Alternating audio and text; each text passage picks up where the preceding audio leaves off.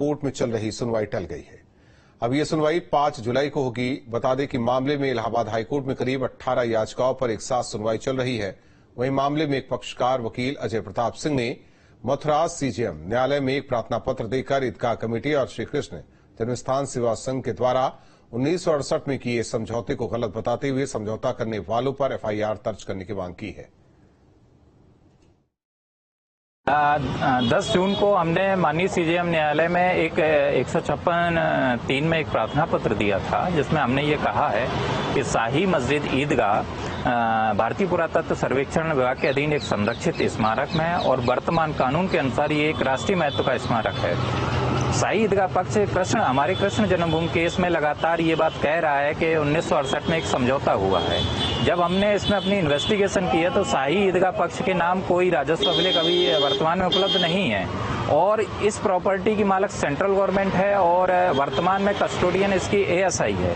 तो बिना एएसआई की परमिशन से, बिना सेंट्रल गवर्नमेंट की परमिशन से इसमें समझौता कैसे हो गया, किन लोगों ने किया समझौता, ये सबसे बड़ी बात है कि इसकी जांच होनी चाहिए।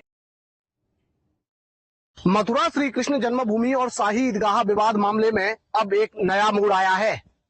सीआरपीसी की धारा 156(3) के तहत मथुरा सीजेएम कोर्ट में एडवोकेट अजय प्रताप सिंह ने एक प्रार्थना पत्र दिया है और उसमें कहा है कि श्री कृष्ण जन्मभूमि विवाद मामले में जो समझौता हुआ था वो पूरी तरह गलत था, क्योंकि 1920 से लेकर आज तक श्री कृष्ण जन्मभूमि का जो विवादित स्थल है वो एएसआई के अधीन है। उसकी देखरेख के लिए एएसआई को संरक्षित किया गया था, लेकिन एएसआई की बिना जानकारी के लिए 1968 का समझौता कर लिया। जिन लोगों ने समझौता किया वो गलत है, उनके खिलाफ थाना गोविंद नगर में एफआईआर दर्ज की जाए। आज पूरे मामले को लेकर सुनवाई होनी थी, लेकिन सीजेएम कोर्ट किसी कारणवश नहीं बैठे, जिसकी वजह से सुनवाई टल गई। अब इस पूरे मामले में 15 जुलाई की तारीख लगी है।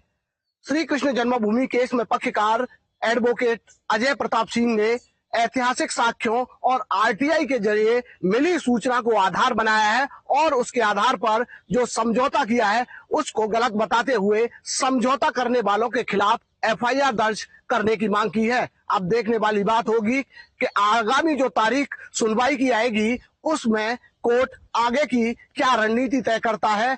क्या जो लोगों ने समझौता किया था उनके खिलाफ एफआईआर दर्ज होगी, ये तो अब आने वाली तारीख पर ही पता चलेगा। लेकिन पूरे विवाद को लेकर पूरा मामला मुड़ता हुआ नजर आ रहा है, क्योंकि अब जो पूरी विवादित स्थल है वो एएसआई के अधीन बताया है। तो कहीं न कहीं अब इस पूरे मामले में देखने वाली बात होगी कि आगे क्या कोर्ट की तरफ से रुख रहता है। धाराजी सारस्वत, न्यूज स्टेट, मथुरा।